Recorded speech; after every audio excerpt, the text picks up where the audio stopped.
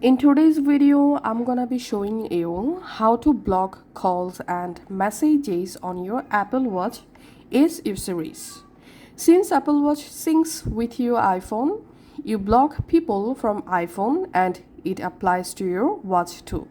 Now let's see how to block calls and messages. All you have to need, go to your iPhone and to block any messages, open the message app on your iPhone and just go ahead and open the conversation that you want to block.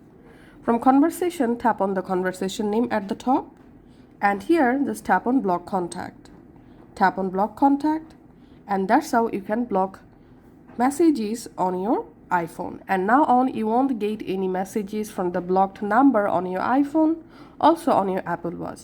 And to block calls, open the phone app and select resend or you can select contact. Now just tap on the number that you want to block and here scroll down and tap on block contact and the specific calls will be blocked. That's it for now.